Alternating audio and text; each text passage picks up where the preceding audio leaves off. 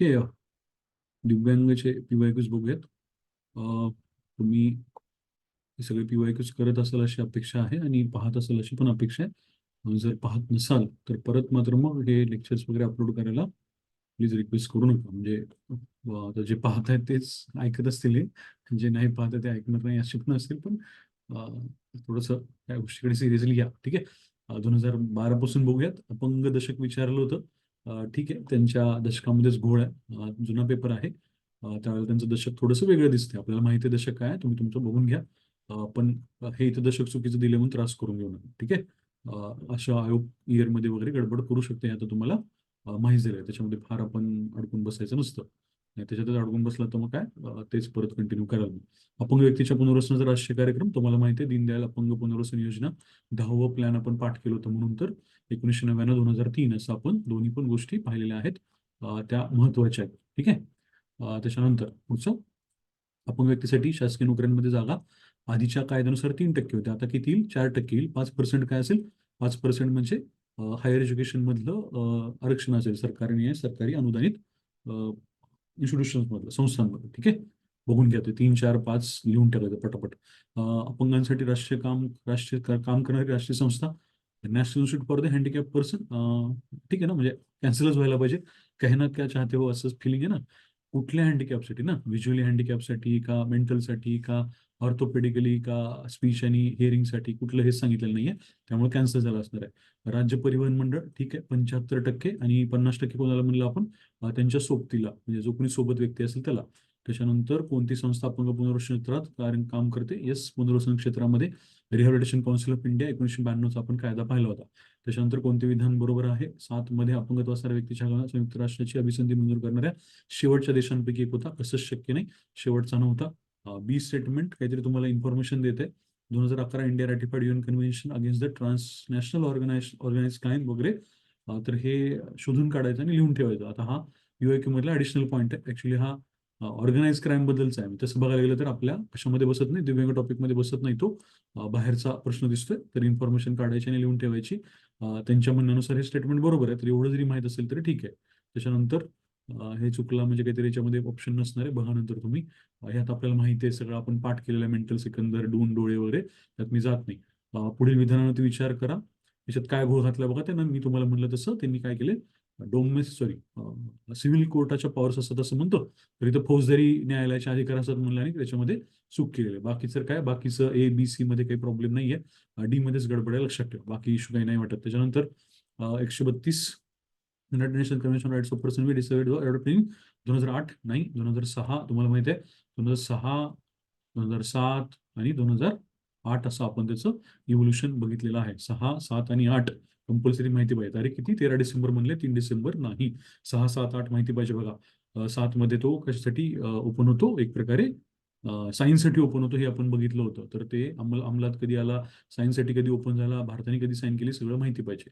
अपंगत्व, सगळ्या प्रकारचे अपंगत्व 95च्या ह्याच्यामध्ये आहेत. कुठलं कुठलं? अल्पदृष्टी, low vision, mental retardation, hearing impairment, mental illness वगैरे. ठीक आहे ना. सगळंच आहे. मेंटल रिटार्डेशन, मेंटल इलनेस दोन्ही वेगवेगळे आहेत, लक्षात ठेवा. इथं अननेसेसरी शंका घेतली तर घोळ होऊ शकतो. म्हणजे काही त्याचा विचार करत बसायचा नाही की असं असणार नाही वगैरे, असं नाही. ऑप्शन पण त्याचप्रमाणे दिलेत, काही फार अवघड करून विचारलेलं नाहीये. त्याच्यानंतर सामाजिकदृष्ट्या अपंग कोण असू शकतं? सामाजिकदृष्ट्या अपंग तर अनाथ व्यक्ती, ठीक आहे, बरोबर आहे. मूकबधिर तर फिजिकलीच अपंग आहेत, हे तर येणारच नाही. ए नाही, ए नाही. ठीक आहे. त्यानंतर परित्यक्त, हा तिकीट, डेझर्टेड वुमन परित्यक्ता येऊ शकतात, येस येऊ शकतात. वेडा असं म्हणले त्याला, इंग्लिशमध्ये त्यांनी लुनॅटिक म्हणले. आता लक्षात ठेवा, वेडा हा सामाजिकदृष्ट्या अपंग तुम्हाला वाटू शकतो, पण लुनॅटिक जेव्हा शब्द वापरला जातो तेव्हा तो मेंटल आणि काय, मेंटल ह्याच्यानुसार तो अपंग आहे, लक्षात घ्या. त्यामुळं जर विचारलं कशाबद्दल, सोशल हँडिकॅप बद्दल, तर ते काय येईल मग? बी आणि सी यायला पाहिजे, लक्षात घ्या. ल्युनॅटिक हा फिजिकली मेंटली चॅलेंज आहे, लक्षात ठेवा. तो काही काय म्हणतो त्याला, तो काही सोशली हे नाही आहे, तो फिजिकली हे चॅलेंज आहे म्हणून तो सोशली त्याला हे केलं जाणार असं म्हणलं जाऊ शकतं. ओके, एकच मिनिट.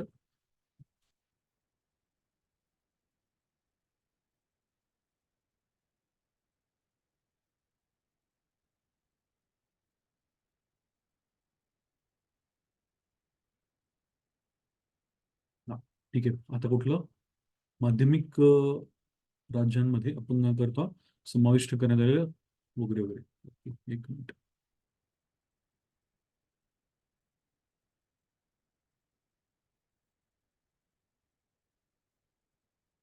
ठीक आहे.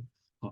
माध्यमिक राज्यांमध्ये अपंगांकरता समाविष्ट शिक्षण या योजनेमध्ये पूर्व माध्यमिक शिक्षण उत्तीर्ण करणारे वगैरे वगैरे काय काय दिले बघा. इत्या 9वी ते 12वी वयाचे आहेत आणि डॅश डॅश आणि डॅश डॅश मधील उल्लेखित केलेल्या ज्यांनी एक वगैरे म्हणून कायदा विचारला. ओके, ठीक आहे. हा कायदा विचारलेला आहे, त्याच्यामध्ये अपंगत्व कायदा 1995, राष्ट्रीय विश्वस्त अधिनियम, नॅशनल ट्रस्ट ऍक्ट, हो हे दोन्ही पण कायदे आपण पाहिले होते. खाली पण तेच दिले की नावं. हा पण मग इयर चुकीचे दिलेत बघा. इथं नावांचे जरी सेम साधर्म्य असलं तरी इयर चुकीचं दिले. अजून एक महत्वाची गोष्ट, इथं तुम्हाला एक पॅटर्न सापडेल क्वेश्चन मध्ये. 1 2 3 4 करून विचारलेलं आहे आणि त्याच्यामध्ये तुम्हाला चौथं जे आहे नन ऑफ दिस दिले.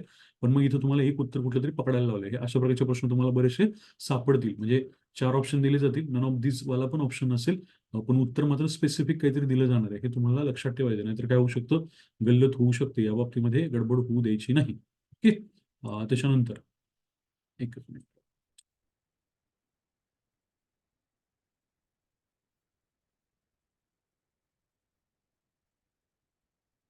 ओके. हा स्क्रीनवरती आडवं येत होतं, सॉरी त्याबद्दल. वेळ गेला असेल. पुढे. हा. अपंग मुलांच्या एकत्रित शिक्षणाच्या माध्यमिक स्तराच्या केंद्रीय योजनेस 2009-10 मध्ये सुरुवात झाली. ठीक आहे. Inclusive education for disabled at secondary stage 2009-10 मध्ये सुरुवात. ओके, काही प्रॉब्लेम नाही. The scheme enable students in their academic years 9वी ते 12वी टू परस्यू स्टडी 10वी ते 12वी असं म्हणलेलं आहे. लक्षात घ्या, 10वी ते 12वी नाही आहे, 9वी ते 12वी पाहिजे. आणि एज ग्रुप ठीक आहे, 9 ते 12 एज ग्रुप वेगळं, पण एक लक्षात ठेवा म्हणजे एज ग्रुप आणि हे दोन्ही पण तुम्हाला पाठ करायला लागेल. तिकडे आपण 1ली ते 8वी म्हणतो आणि मग नंतर इकडे 9वी ते 12वी म्हणतो.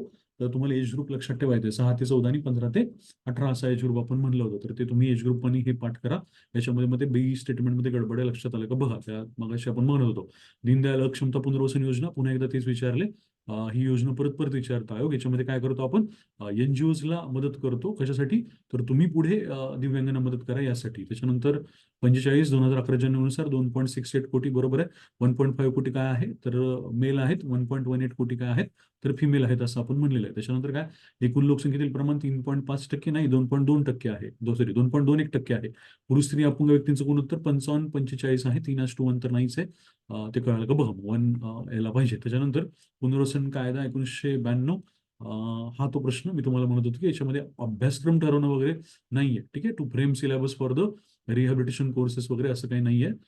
तर लक्षात घ्या, त्यांनी किती म्हणजे काय म्हणतो त्याला, काय करू शकता आयोग, याचा अंदाज तुम्हाला याच्यामध्ये आला पाहिजे. ठीक आहे ना. ट्रेनिंग वगैरे आहे, ठीक आहे. ट्रेनिंग बद्दल काही प्रॉब्लेम नाही. Granting recognition to institute running rehabilitation courses. Yes, हेच तर काम आहे त्यांचं. लक्षात घ्या, standardisation, granting recognition, training for the rehab वगैरे. टू फ्रेम सिलेबस फॉर काय म्हणतात रिहॅबिलिटेशन कोर्सेस वगैरे असलं काही आपण बघितलेलं नाहीये. उलट काय, ते फक्त काय करतात, होमोजिनियसली लागू करतात, असं आपण म्हणलो होतं, सिलेबस बोललो होतो. त्याच्यानंतर इथं सुद्धा बघा, आता एक योजना विचारली, खाजगी क्षेत्रातील मालकांना प्रेरक प्रोत्साहन योजना. आपण पाहिली का, पाहिली. त्याच्यामध्ये आपण म्हणतो की आता काय आहे, 3 वर्ष नाहीये, तर आता 10 वर्ष आहे. इथं 3 वर्ष दिले ना, आता 10 वर्ष ईपीएफ आणि ईएस आहे. लक्षात ठेवा. आता तेव्हा तेव्हा काय होतं, त्यांच्या पगारावरती पण 25,000ची मर्यादा होती. आता आपण ती मर्यादा सुद्धा आठवलेली आहे. म्हणजे सी आपल्याला विचारलाय, तर सी ची आपण इन्फॉर्मेशन काढून रेडी आहोत. दीनदयाल अपंग पुनर्वसन योजना विचारलेली आहे, तर ती शारीरिक पुनर्वसनाशी आपण जोडू शकतो. ठीक आहे ना, रिहॅबिलिटेशनची जोडू शकतो. पण मग काय, लक्षात घ्या, आता हे जे आहे ना, ही दीनदयाल अपंग पुनर्वसन योजना जर एखाद्याने शारीरिक पुनर्वसनाशी जोडली, तर वरती काय बघा, अपंग व्यक्तींना मदत आणि साधने विकत घेण्यासाठी लावण्यासाठी सहाय्यता वगैरे, म्हणजेच काय, असिस्टन्स टू डिसेबल्ड पीपल असं म्हणलेलं आहे. For purchasing and fitting aids वगैरे म्हणले. अडीप योजना बघितली ना, लक्षात ठेवा. अडीप योजना ऍक्च्युअली काय, ती सुद्धा फिजिकल रिहॅबिलिटेशनसाठी. म्हणजे काय, ए ची काय जोडी काय किंवा बी ची जोडी काय, एखादा काय करू शकतो, 3ला लावू शकतो. लक्षात ठेवा, ए ची किंवा बी ची जोडी 3ला लावू शकतो. ह्याच्यामध्ये काय आहे ना, सगळ्यात महत्वाची गोष्ट ही आहे की तुम्ही आधी काय करा, सी ची जोडी लावून ठेवा. कुठे लावून ठेवा, सी ची जोडी तुमची 1 वरती लावून ठेवलेली पाहिजे. त्याच्यानंतर काय, दीनदयाल डिसेबल्ड रिहॅबिलिटेशन स्कीमसाठी 3 नंबर पण येऊ शकतो किंवा अजून काहीतरी येऊ शकतं. तर बघा काय म्हणते, 4 number, cover all aspects of rehabilitation and projects covering various services असं म्हणलेलं आहे. म्हणजेच काय, इथं पण काय लावली जाऊ शकते, बी ची जोडी लावली जाऊ शकते. लक्षात ठेवा, ए ची जोडी जी आहे ना, ती कंपल्सरी कुठे लावायला लागेल तुम्हाला, 3 नंबर मध्येच लावावी लागेल. कारण का, अडीप ही काय आहे, एक प्रकारे फिजिकल असिस्ट काय ते फिजिकलचे काही डिव्हाइसेस असतात, असिस्टिव्ह डिव्हाइसेस असतात. तर त्यासाठी हे काय असतं, आपण म्हणतो ए हा ऑप्शन वापरतो. त्याच्यामुळे काय, फिजिकल रिहॅबिलिटेशन याच्यामध्ये येईल. लक्षात ठेवा, फिजिकल किंवा मेडिकल रिहॅबिलिटेशन ए शी जोडलं जाईल. आणि मग काय, तुमचं सी हे डायरेक्टली काय 1शी जोडलेलं आहे. मग दीनदयाल डिसेबल्ड रिहॅबिलिटेशन कशाशी जोडलं जाईल, दीनदयाल रिहॅबिलिटेशन बघा, बीचं yes, covers all aspects of rehabilitation. Okay. आणि काय scheme for implementation of persons with disability act म्हणलं, मग कशासाठी राहतं, funds for project to make building barrier free. ठीक आहे ना. म्हणजे बिल्डिंग म्हणजे काय, एखादी इमारत म्हणतोय आपण. तर इमारत काय करणं, बॅरियर फ्री बनवणं, हे डी मध्ये येऊ शकतं. अशा डी मध्ये तर भरपूर स्कीम येतात, लक्षात ठेवा. ठीक आहे ना. डी मध्ये भरपूर स्कीम येतात, लक्षात ठेवा. आता काय म्हणत होतो आपण, ए आणि बी जे आहे ना, त्याच्यामधले हे दीनदयाल डिसेबल्ड रिहॅबिलिटेशन आहे ना, हे तीन पर्यंत, तीनला पण जाऊ शकतं आणि चारला पण जाऊ शकतं. पण तीन मध्ये फिजिकल रिहॅबिलिटेशन म्हणले, याच्यामध्ये ऑल अस्पेक्ट्स ऑफ रिहॅबिलिटेशन म्हणले, कशामध्ये, चार मध्ये. तर तुम्ही दीनदयाल कुठे जोडलं पाहिजे, ऑल अस्पेक्ट्स ऑफ रिहॅबिलिटेशन जोडलं पाहिजे. आणि अडीप जे आहे ते कुठे जोडलं पाहिजे, फिजिकल रिहॅबिलिटेशन जोडलं पाहिजे, लक्षात घ्या. ते जोडलं तर मग काय होतं, तुमचे उत्तर येतात. आणि सी तर आपण पाहिलेलं आहे की ते वंशी आहे. मग राहतं काय, डी ऑफ जोडी लागून जाते कुठे, दोनला, लक्षात घ्या. रिहॅबिलिटेशन रिहॅबिलिटेशन हा दोन ठिकाणी शब्द आलेला आहे.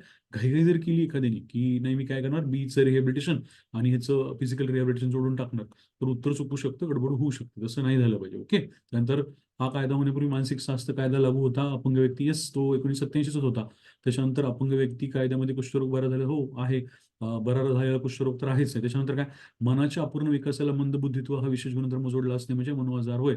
Incomplete development of mind of a person which is specially characterize by subnormal intelligence means mental illness. नाही, मेंटल इलनेस नाही, ही मेंटल रिटार्डेशनची डेफिनेशन आहे. आणि मेंटल इलनेस मध्ये मेंटल रिटार्डेशन येत नाही. उत्तर काय येईल मग, ए बी, लक्षात घ्या. ऑल दिलेलं नाही उत्तर, ए बी दिलेलं आहे, सी गाळलेला आहे. थोडासा तुम्हाला पॅटर्न लक्षात आला पाहिजे की प्रत्येकच वेळेला काय ऑल ऑफ द अबोव उत्तर यावंच असं काही नाहीये. आणि तो तो जो पेपर आहे, त्या पेपरचा तुम्हाला बाज पण कळायला पाहिजे. इथं काय मग, इथं तुम्हाला अधिकारांचा समावेश असणारे कायदे आणि संरक्षण प्रदान करणारे कायदे असं त्यांनी तुम्हाला प्रश्न विचारला होता. आणि उत्तर काय दिलं असेल बघा, उत्तर दिलं असेल एबीसीडी आणि एबीसीडी. तर लक्षात येते का बघा, एबीसीडी एबीसीडी जेव्हा ते करतात, याचा अर्थ काय, तुम्ही असं प्रोटेक्शन करणारे कायदे आणि काय, संरक्षण प्रदान करणारे कायदे आणि काय, अधिकार देणारे कायदे, असं डिफरन्शिएशन करू शकत नाही. सरळ सरळ आहे. जर समजा फॉर एक्झाम्पल आपण रिहॅबिलिटेशन काउन्सिल ऑफ इंडियाचा विचार केला, तर तिथे सुद्धा काय, एक प्रकारे प्रोटेक्शन पण देते आणि काय, एक प्रकारे अधिकार पण देते, लक्षात ठेवा. म्हणजे असं तुम्ही डिफरन्शिएशन करू शकत नाही. किंवा नालसा आपण सकाळच्या लेक्चरमध्ये पाहिलं होतं की नालसा सुद्धा काय, एका बाजूला काय करते, प्रोटेक्शन देते, ठीक आहे, लिगल प्रोटेक्शन देते.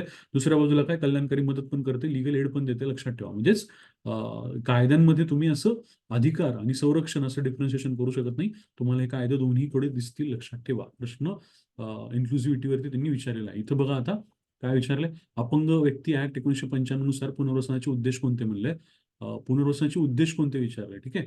अपंग व्यक्तींना त्यांच्या संघटनात्मक रचनात्मक कार्यात्मकतेच्या सर्वोत्कृष्ट पातळीपर्यंत पोहोचवण्यास व ते टिकवण्यास सक्षम करणे. वाचल्यानंतर हे ओकेच वाटते, बरोबरच वाटते. अपंग व्यक्तींचे पुनर्वसन या क्षेत्रात काम करणाऱ्या स्वैच्छिक संघटनांना अर्थसहाय्य पुरवणे. ठीक आहे. हा उद्देश लक्षात घ्या. आता हा उद्देश आहे का बघा, बी हा उद्देश नाहीये, त्या प्रक्रियेमधला एक टप्पा असू शकतो. म्हणजे उद्देश असणं वेगळं असतं एखाद्या गोष्टीचं. आणि हे तर काय, त्याच्यामधली कृती आहे, लक्षात ठेवा, ही कृती आहे. अपंग व्यक्तींचे पुनर्वसन या क्षेत्रात काम करणाऱ्या स्वैच्छिक संघटनांना अर्थसहाय्य पुरवणे, ही त्याच्यातली कृती वाटते. बी नाही वाटत आहे, ठीक आहे ना, बी तर नाही वाटत आहे, लक्षात ठेवा. त्याच्यानंतर अपंग व्यक्तींना त्यांच्या शारीरिक संवेदन संबंधी, बुद्धिमत्ते संबंधी, मानसिक आणि सामाजिक कार्यक्रमाची सर्वोत्कृष्ट पातळी पूर्ण, ती पातळी कायम ठेवणं, येस, हे पण बरोबर वाटते. मग उत्तर काय आलं पाहिजे, तसं बघायला गेलं तर ए आणि सी ओके वाटते. बी हा उद्देश वाटत नाहीये. पण ए आणि सी मध्ये काय दिसते, ए आणि सी ऑलमोस्ट सेम आहे, लक्षात ठेवा. ठीक आहे, हे बोललोय आपण, हे ए आणि सी ऑलमोस्ट सेम आहे, लक्षात येते का बघा, सेम आहे ऑलमोस्ट. फक्त काय, इथं शब्द बदललेत, ऑर्गनायझेशनल, स्ट्रक्चर आणि फंक्शनल असे शब्द टाकलेत. इथं म्हणले फिजिकल, सेन्सरी आणि इंटेलेक्च्युअल, सायकॅट्रिक, सोशल असं म्हणलेलं, लक्षात ठेवा. हे जर दोन्ही वाक्य सेम आहेत आणि फक्त शब्द बदललेत, तर एका वेळेला एकच बरोबर असू शकतं, लक्षात ठेवा. एका वेळेला एकच बरोबर असू शकतं, हे आपण बोललो होतो. तुम्हाला मी पॉलिटी भाग 2चा पण प्रश्न सांगितलाय, मॉन्टेस्क्यूचा प्रश्न असेल किंवा इतरही प्रश्न असतील ज्याच्यामध्ये काय, एकाच वेळेला दोन स्टेटमेंट देतील आणि दोन्ही स्टेटमेंट काय असू शकतात, सॉरी, दोन्ही स्टेटमेंट एकाच वेळेला खरे असू शकत नाही, जसं आपण म्हणलेलं होतं.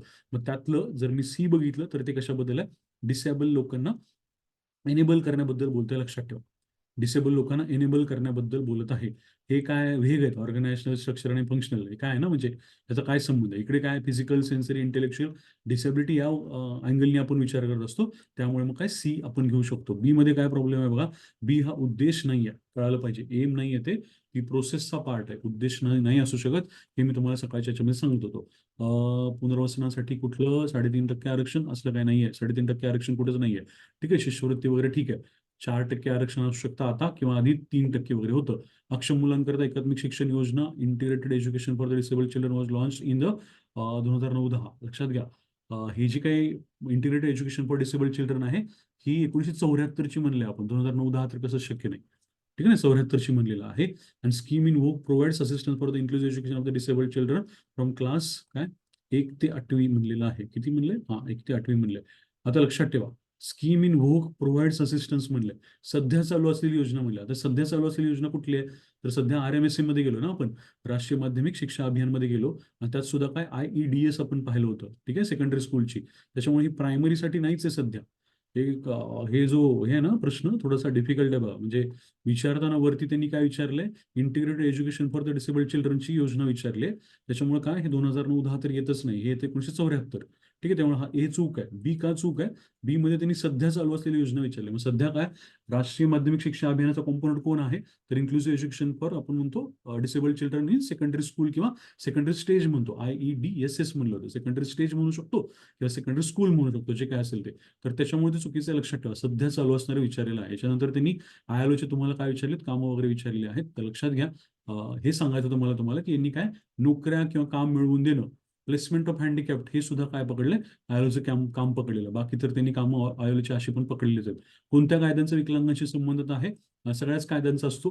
नालसाचा सुद्धा असतो का? असतो. ट्रॅव्हलमध्ये पण नालसा कायदा पाहिला होता, इथे पण पाहिला होता. त्याच्यामुळे इथे ऑल इन्क्लुसिव्ह उत्तर येईल. ABC पण देऊन ठेवलं त्यांनी मुद्दाम, तुम्हाला असं वाटावं की नालसाचा आणि दिव्यांगांचा काय संबंध. लक्षात ठेवा, फ्री लिगल एड ही कन्सेप्ट जी आहे ती उलट दिव्यांग असतील किंवा आपण म्हणजे वंचित घटक असतील त्यांच्यासाठीच आहे. त्याच्यानंतर राष्ट्रीय धोरणात कुठल्या प्रकारवरती प्रकाश, सगळ्या गोष्टींवरती प्रकाश टाकत असतो. हा खतरनाक प्रश्न आहे बघा. आता हा प्रश्न मी तुम्हाला म्हणत होतो, कुठला? विकलांग व्यक्तींच्या प्रकल्पांना बीज भांडवल देणं आणि जोडी लावायला सांगितले. ठीक आहे, मुक्ती, CBR टेक्सास, अडॉप्टिव्ह एन्व्हायरमेंट सेंटर, इब्लिस वगैरे नाही काही लक्षात येते. आंतरराष्ट्रीय स्तरावर धोरणे कार्यक्रम आराखडा स्वीकारण्यास प्रोत्साहन देणं. आंतरराष्ट्रीय स्तरावरचं मग ते एवढं तरी कळतं की बीच आणि एकची जोडी लागू शकत नाही, कारण का आंतरराष्ट्रीय स्तरावरती धोरणे कार्यक्रम आराखडा वगैरे असं काहीतरी सांगितलेलं. ठीक आहे, त्यामुळे इथं तर काही तसं हे तरी कळतं की बी आणि एकची जोडी लागत नाही, एवढं कळालं. बी आणि एक वाला जर का ऑप्शन असेल तर तो आधी कॅन्सल करून टाकायचा, स्क्रॅप करून टाकायचा. लक्षात ठेवा, हे लक्षात घ्या. तुम्हाला हे अशा गोष्टी कराव्या लागतील की स्क्रॅप करून टाकायचं. त्याच्यानंतर पुढे काय, समुदाय आधारित पुनर्वसन, मुक्ती, चेन्नई, CBR, अडॉप्टिव्ह एन्व्हायरमेंट सेंटर, इब्लिस नाही काय कळत आहे. मोफत कृत्रिम अवयव कुबडी पुरवणं, नाही. जर तुम्हाला मुक्ती माहीत असेल, डीचं 1 माहीत असेल तरच तुम्हाला ते कळू शकतं. मग डीचं 1 याच्यामध्ये आहे, पर्याय क्रमांक 1 मध्ये उत्तर काय? मग हा ठीक आहे, पर्याय क्रमांक 1. आता लक्षात घ्या, एखाद्याला मुक्ती, चेन्नई, तामिळनाडू माहिती आहे म्हणून तो काय करेल, डीचं 1 लावेल. याच्या पलीकडे मग ह्याच्यामध्ये अंदाज लावणं अवघड जायला लागतं. तर काय बघा, मी तुम्हाला हे यासाठी म्हणलं होतं की हा प्रश्न खूप व्यवस्थित चेक करा म्हणून. तुम्ही आता जर हा प्रश्न समजा तुम्हाला मराठीमध्ये नाही कळाला, अंदाज नाही आला, पठाक करणं काय करायचं, इंग्लिशमध्ये बघून घ्यायचा. Seed funds for project of disabled नाही कळालं. Promoting international adoption of policies, programmes and design, ठीक आहे, नाही कळालं. आता एक लक्षात घ्या, मला एवढं कळतंय की इथं काय म्हणते, अडॉप्शन ऑफ पॉलिसीज म्हणले आणि इकडे अडॉप्टिव्ह काहीतरी म्हणले. ठीक आहे, काहीतरी वाटतं की जे सिमिलर वाटतं. त्याच्यानंतर काय, कम्युनिटी बेस्ड रिहॅबिलिटेशन म्हणले, आणि इकडे काय दिसते बघा, हा हे शब्द बघा इथं, कम्युनिटी बेस्ड रिहॅबिलिटेशन म्हणले का इथे, आणि इथं CBR म्हणले का बरोबर. ठीक आहे, ज्याला कोणाला हे जरी कळालं असतं ना की कम्युनिटी बेस्ड रिहॅबिलिटेशनचा शॉर्ट फॉर्म आहे, इथं CBR काहीतरी दिल्यासारखं वाटतोय, हे जरी ज्याला कॉम्प्रिहेन्शन शोधायची सवय ना, तो हा प्रश्न सोडवू शकतो. लक्षात ठेवा, काही फार त्या इब्लिस फिनलंड बद्दल इन्फॉर्मेशन काढत बसण्याची आणि बाकीच्या गोष्टी करण्याची गरज नाही. मुक्ती चेन्नई आपण का केलं, लिम्को सारखी ती संघटना आहे प्रायव्हेट सेक्टर म्हणून मधली केली. लक्षात ठेवा, जरी मला मुक्ती माहित नाहीये तर माझी C ची जोडी लागली तर उत्तर येतं का? C ची जोडी 2 लागली तर येस, 2 एकाच ठिकाणी आहे, काही प्रॉब्लेम नाही. काही प्रॉब्लेम नाही. फक्त काय प्रॉब्लेम आहे, जर तुम्ही इंग्लिशमध्ये चेकच केलं नाही, मराठीच बघायचं म्हणलं तर मात्र प्रॉब्लेम आहे. लक्षात ठेवा, कम्युनिटी बेस्ड रिहॅबिलिटेशन जर तुम्ही CBR चेक केलं ना, लगेच उत्तर सुटतं, काही वेगळं नाही. बघत चला, ह्या गोष्टी तुम्हाला कळायला पाहिजेत. ठीक आहे, त्याच्यानंतर विकलांग क्षेत्रात कार्य करताना वैयक्तिक भिन्नता महत्वाची मानली जात नाही, मानली जाते. एव्हरी चाइल्ड इज स्पेशल, तारे जमीन पर. त्याच्यानंतर नॅशनल ट्रस्ट, ठीक आहे, त्याचा काही प्रॉब्लेम नाही. 2.68, ठीक आहे ना, 2.68 बरोबर आहे का? 1.5 ओके, 1.18 ओके. त्याच्यानंतर काय, 55%, 45% सगळं आपण पाहिलेलं आहे. याच्यामध्ये गल्लत व्हायला नाही पाहिजे. ठीक आहे, महाराष्ट्र बाबतीमध्ये पण आपण काही गोष्टी पाहिलेल्या आहेत, लक्षात ठेवा. Okay, as per census different label population is estimated up to वगैरे वगैरे. ठीक आहे, पुढे डिस्लेक्शिया डिस्कॅल्क्युलिया संज्ञा काय दाखवतात? लर्निंग डिसेबिलिटी माहिती आहे आपल्याला. आता लक्षात घ्या, हे डिस्लेक्शिया डिस्कॅल्क्युलिया हे याच्याबद्दल डिस्कशन तारे जमीन पर चित्रपटामध्ये म्हणलं होतं आपण, त्याचं डिस्कशन केलं होतं. आता तुम्हाला कळेल की डिस्लेक्शिया आणि डिस्कॅल्क्युलिया हा प्रश्न येऊन गेला होता PYQ. आणि म्हणून आपण काय केलं, त्या डिस्लेक्शिया डिस्कॅल्क्युलियाचं डिस्कशननी सुरुवात आपल्या पुस्तकामध्ये कशाची केली आहे, तारे जमीन परची केलेली आहे. आणि मग तुम्हाला लक्षात येईल की पुढे म्हणजे पुढच्या परीक्षेमध्ये जोड्या लावा आयोगाने त्याच्यावरती डिरेक्टली विचारलेला दिसून येईल. कळते का बघा, तुम्ही प्रश्न कसे प्रेडिक्ट करू शकता, याच्या आजूबाजूला डिक केलेले का आपण एरिया डिक केलेला आहे, त्याच्यावरती तुम्हाला प्रश्न विचारला. अंधत्व निर्मूलनासाठी प्रश्न विचारलाय, त्याच्यामध्ये काय आहे बघा, ओनली सी उत्तर आहे डानिडा. डानिडा आपण केलंय, ठीक आहे, लक्षात घ्या. आता हे फार म्हणजे एवढं सोपं नाही आहे की which international organisation helps mainly for eradication of blindness. आता लक्षात घ्या, जेव्हा असा प्रश्न असतो ना, तुम्हाला हे कळालं पाहिजे की ऑर्गनायझेशन विचारले, हेल्प्स म्हणलंय, म्हणजेच काय, हे सगळं कशाबद्दल आहे. एक लक्षात घ्या, कॉम्प्रिहेन्शनचा खेळ. विच ऑर्गनायझेशन म्हणलंय, ठीक आहे, हेल्प्स म्हणलेला आहे, mainly for eradication of blindness म्हणले, मेनली म्हणलेलं आहे. म्हणजेच काय, त्यांनी 2-3 हिंट दिल्या तुम्हाला, एकच ऑर्गनायझेशन विचारलं. Which of the following organisations is are, असा प्रश्न विचारलेलाच नाहीये. सिंगल आउट करून तुम्हाला ऑर्गनायझेशन शोधायला सांगितले. पहिली गोष्ट, हेल्प्स असा शब्द वापरलाय, म्हणजेच काय, की पुन्हा एकदा इंग्लिश मधले एक वचने लक्षात ठेवा. अनेक वचने असं तर हेल्प असं म्हणलं असतं, ठीक आहे ना, एक वचने. हे तुम्हाला इंडिकेशन घ्यावे लागतील प्रश्नामध्ये, जर तुम्हाला काही माहित नसेल तर. कारण का इथं खूप अवघड आहे हे ठरवणं की कुठली एजन्सी करते किंवा कुठली नाही करत. उत्तर बघितल्यावर कोणी सांगेल, पण लक्षात ठेवा, जेव्हा अशा प्रकारच्या गोष्टी असतील तेव्हा मग तुम्हाला काय करायला लागेल, लक्षात घ्यायला लागेल की नाही, मग कॉम्प्रिहेन्शन वरती जाणार आहे. मग काय दिसतंय, सिंगल आउट करून विचारलं ना, सिंगल आउट करून केलं तर मग 1 किंवा 4 असू शकतं. मग आता एक बद्दल आपल्याला माहिती आहे, युनिसेफ ही कधीच ऐकलं नाही की बाबा specifically mainly eradication of blindness वरती काम करते. मग काय, अशा वेळेला तुम्ही डानिडाचा ऑप्शन निवडू शकता, लक्षात ठेवा. कारण का सिंगल आउट करून निवडायचे ना आपल्याला, सिंगल आउट करून निवडायचे आहे, तर तशा वेळेला तुम्ही तो विचार करू शकता. कळतं का बघा, भारतीय पुनर्वसन परिषद कायदा, प्रधान आयुक्तांची नियुक्ती, काय पर्सन विथ डिसेबिलिटी ऍक्टच्या अंतर्गत, हे मी तुम्हाला म्हणलं होतं की इथं त्यांनी कलम 57 वगैरे दिले, आपण कलम 60 दिले. कलम बघत बसण्यात पॉईंट नाही आहे, पण फार त्याचा विचार नाही करायचा, ठीक आहे, तुम्ही बघा वाटलं तर नंतर. त्याच्यानंतर दिव्यांग विधेयक, म्हणजे नवीन कायदा 2016 याच्याबद्दल प्रश्न विचारलाय. आणि काय विचारले बघा, नोकरीतील आरक्षण वाढवून किती केलं विचारले, आणि श्रेणी किती केल्या, श्रेणी 7 ते 21 केल्या, पण मग आरक्षण किती केलं, 3 ते 4% केलं. लक्षात घ्या, 3 ते 4% केलं. इथं त्यांनी काय केलं, बरोबर 3चा 5% वाला पण पर्याय देऊन ठेवलाय. हे हायर एज्युकेशन वाला असेल. 21 वाला पर्याय अजून एक देऊन ठेवला. लक्षात ठेवा, सायकोलॉजी काय असते एक्झामिनरची, तुम्हाला तिथल्या तिथेच आकडे देण्याचा प्रयत्न त्यांनी केलेला आहे. 7 ते 21 ठीक आहे, 3 ते 4 ठीक आहे. म्हणजे 3 पासून 4 वरती झालं, 3 पासून 5 वरती नाही झालं. 5 काय आहे सध्याच्या कायद्यामध्ये, तर प्रायव्हेट सेक्टरसाठी, सॉरी प्रायव्हेट सेक्टरसाठी नाही, हायर एज्युकेशन इन्स्टिट्यूशन मधलं आरक्षण आहे, लक्षात ठेवा. त्याच्यानंतर विकलांग व्यक्ती कायदा मुख्यतः ठीक आहे, कशासाठी पारित करण्यात फार विशेष नाही. हा प्रश्न बघा आता, आंतरराष्ट्रीय संघटना अपंगाच्या पुनर्वसनाच्या मुद्द्यावरती कार्य करीत नाहीत. कोणत्या आंतरराष्ट्रीय संघटना कार्य करत नाहीत त्याच्यासाठी, या डिसेबल्ड लोकांच्या काय म्हणूया आपण, रिहॅबिलिटेशनसाठी, ठीक आहे. मग UN, ILO, UNESCO, UNICEF, WHO. आता सी तरी यायलाच पाहिजे, लक्षात ठेवा. ते काय सीचं काय ऑप्शनच म्हणजे काय प्रॉब्लेमच नसतो ना, सी तरी यायलाच पाहिजे, एवढं तरी कळायला पाहिजे. ओके. युनेस्को, युनिसेफ ठीक आहे, युनिसेफ तर यायला पाहिजे, ILO यायला पाहिजे, कारण का डिसेबल्ड लोकांसाठी असणारच आहे ILO. आता खाली काय दिलं, UNTDO, UPO, food agriculture organisation वगैरे वगैरे.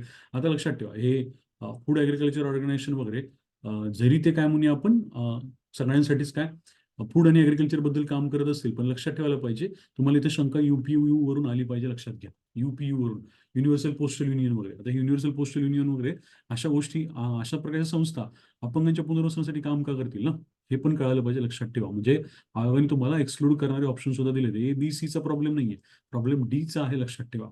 यांनी उत्तर देताना काय दिलं बघा, सर्व ABCD पर्यायांमधील अमुक मुद्द्यांवरती काम करतात. मुद्दाम तुम्हाला सर्वला पण पर्याय देऊन ठेवलाय. परत काय केलंय, डी फक्त अपंगाच्या पुनर्मुद्द्यांवरती काम करत नाही. बरं ठीक आहे, डी करत नाही असं वाटत पण आहे. त्याच्यानंतर ए फक्त अपंगाच्या पुनर्वसनाच्या मुद्द्यावरती काम करतात, लक्षात ठेवा. फक्त ए म्हणलं तर काय, युनायटेड नेशन्सने आयलो होते, मग WHO कटते ना याच्यामध्ये 3 नंबरमध्ये. 3 नंबरवाला तर पर्याय येऊ शकत नाही. त्याच्यानंतर काय, A, B आणि D अपंगांच्या पुनर्वसनाच्या मुद्द्यावरती काम करतात. म्हणजे परत एकदा सी कट केलंय, WHO कट करून चालत नाही, लक्षात ठेवा. डिसेबल मध्ये सी किंवा WHO कट करून चालत नाही. म्हणजेच काय, पर्याय क्रमांक 3 आणि 4 तर नाहीये, लक्षात ठेवा. पर्याय क्रमांक 3 आणि 4 नाहीये. फक्त उरतो खेळ कशाचा, मग डीला याच्यामध्ये घ्यायचं का डीला नाही घ्यायचं, याच्यावरती सगळा खेळ उरतो. तर मग UPU वरून तुम्हाला कळायला पाहिजे की अशा प्रकारची संस्था, युनिव्हर्सल काय म्हणतात पोस्टल युनियन वगैरे, अशा प्रकारची संस्था काय, अशा प्रकारचं काम कोणतं, या अपंग पुनर्वसनाचं वगैरे. लक्षात घ्या, त्यांनी अपंगांसाठी इन जनरल काम नाही विचारलेलं, पुनर्वसनाचं काम विचारलेलं आहे. त्यामुळे थोडंसं तुम्हाला शंका नक्कीच आली पाहिजे. 4 × 2017 ते बघून घ्या तुम्ही, सगळं ऑप्शन आहे तसे आहेत. त्याच्यानंतर अली यावर जंग इन्स्टिट्यूशन बद्दल काय विचारले बघा.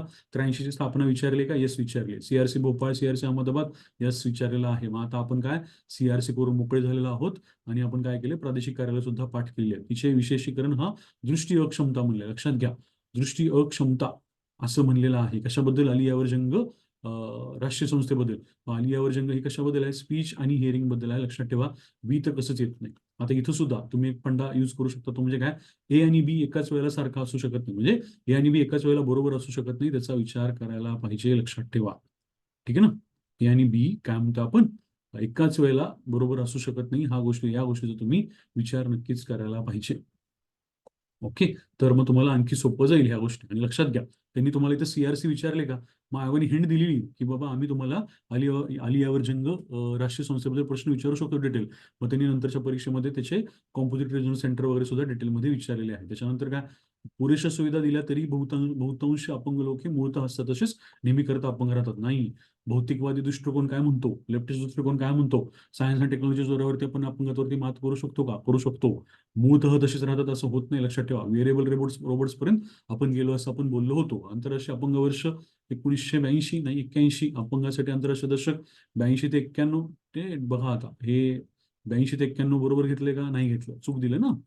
82 ते 91 काय केलं, आता चूक दिलंय. आणि त्यावेळेस मात्र काय अशाच प्रकारचं दशक देऊन मात्र तेव्हा पण बरोबर घेतलं असणार आहे. तेव्हा मात्र बरोबर घेतलं असणार आहे. आता मात्र चुकीचं घेतलेलं आहे. कळालं पाहिजे काय दशक येऊ शकतं. लक्षात घ्या, 81ला दशक आलं, सॉरी 81ला वर्ष आलं, 82ला वर्ड प्रोग्राम आला आणि 83ला आपण काय म्हणतो दशक पकडलं होतं. हे तुम्हाला माहिती असलं पाहिजे. 41 अपंगाच्या इथे संबंधाचे जतन करण्यावरती भर देतं. एस डी बरोबर आहे, काय प्रॉब्लेम नाही. कळते का बघा, 2023च्या मेन्सचा प्रश्न बघा, कलम 41 वरती प्रश्न विचारला होता. याचा अर्थ काय, मागच्या PYQ मधून तो प्रश्न आला होता. अजिबात हे करायचं नाही की मला PYQ नाही करायची वगैरे, किंवा PYQ मधून प्रश्न येत नाहीत, नवीनच काहीतरी येतं आलंय त्याच्यामधून. सरळ सरळ त्यांनी काय केलं, 41 सुद्धा विचारलंय. 30 डिसेंबर 1999, काय फार विशेष नाही. तारीख विचारली का? मग येस, तारीख विचारलेली आहे. लक्षात ठेवा, इथं पण 1999 दिले, इथं पण 1999 दिले, इथं काय 1 मार्च दिले, इकडे 30 डिसेंबर दिले. म्हणजे काय, फक्त इयर नको, तर आपण तारखेबद्दल पण रेडी राहूयात आणि मधल्या 4 शब्दांबद्दल पण रेडी राहूयात. लक्षात ठेवा, mental retardation, cerebral palsy, autism आणि मल्टिपल डिसॅबिलिटीज, हे 4 शब्दांचे आपण अर्थविरुद्ध बघितले होते. हे डून काय ते डून डोळे, लोको कोलकाता, मेंटल सिकंदर आणि काय मुंबईच्या लोकांना लिहायला बोलायला, सॉरी वाचा काय ते लिहायला बोलायला, वाचायला नाही, सॉरी काय म्हणलो होतं आपण, ऐकायला आणि बोलायला वेळ नसतो. ठीक आहे ना. आता बघा, हा प्रश्न अन्नाच्या शिक्षणाकरता भारतीय ब्रेल तज्ञ समितीने, ठीक आहे, सर्व भारतीय भाषांसाठी समान ब्रेल संहिता तयार केली. ती या नावाने ओळखली जाते. सर्व काय म्हणतो आपण, भारतीय भाषांसाठी समान ब्रेल संहिता तयार केली असं म्हणते. ती डॅश डॅश या नावाने ओळखली जाते. आता सरळ सरळ अशा प्रश्नांमध्ये सेंट्रल ब्रेल, इंडियन ब्रेल, भारतीय ब्रेल, ब्लाइंड ब्रेल लँग्वेज असलं जर काय विचारलं, भारतीय ब्रेल तर कोणी उत्तर मारलं पाहिजे. लक्षात ठेवा. ठीक आहे, तुम्ही ते व्रज किंवा वज्र काहीतरी ऑप्शन बघितलं असेल ना कालच्या कुठल्या तरी याच्यामध्ये, तसंच आहे हे, काही वेगळं नाहीये. अशा वेळेला तुम्हाला हिंदी जे नाव सापडतं किंवा ऑड मॅन आउटवाले जे नाव सापडतं ना, ते तुम्ही काय केलं पाहिजे, ऑप्शन घेतला पाहिजे. अशा प्रकारच्या प्रश्नांबद्दल तुम्हाला फार नॉलेज असायची गरज नाही. त्याच्यानंतर राष्ट्रीय संस्थांचा हेतू देखभालाचं प्रारूप विकसित करतात, संशोधन करतात, मानव संसाधन विकासाला चालना देतात. सगळंच आहे, काय विशेष नाही. शारीरिक अवयवांना आवश्यक ती शक्ती प्रदान करण्याच्या दृष्टीने योग्य ती व्यवस्था करणं, system use to strengthen the affected parts of the bodies काढलंच. मेडिकल रिहॅबिलिटेशन, ठीक आहे ना. मेडिकल रिहॅबिलिटेशन कशामध्ये पाहिलं आपण, जे काही अलिम्को बघितलं होतं त्याच्यामध्ये एड्स अँड असिस्टिव्ह डिव्हाइसेस आपण जे वापरतो त्याला आपण मेडिकल रिहॅबिलिटेशन म्हणलं होतं. त्याच्यानंतर राष्ट्रीय प्रन्यास, राष्ट्रीय संस्था, पुनर्वसन परिषद. आता लक्षात घ्या, पुनर्वसन परिषद विचारले तर पुनर्वसन हा शब्द आहे. म्हणजे बीचं काय लागायला पाहिजे, 1 लागले का, बीचं यस, बीचं 1 लागलंय.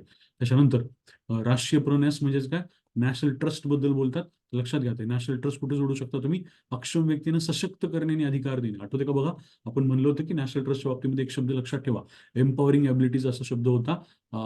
एम्पॉवरिंग ॲबिलिटीज किंवा सशक्त आणि समर्थ भारत वगैरे असं काहीतरी शब्द त्यांनी सांगितलं असणार आहे राष्ट्रीय प्रन्यासबद्दल. तर ते पकडमध्ये आलं पाहिजे तुमच्या, त्याच्यामध्ये काही गडबड नाही पाहिजे.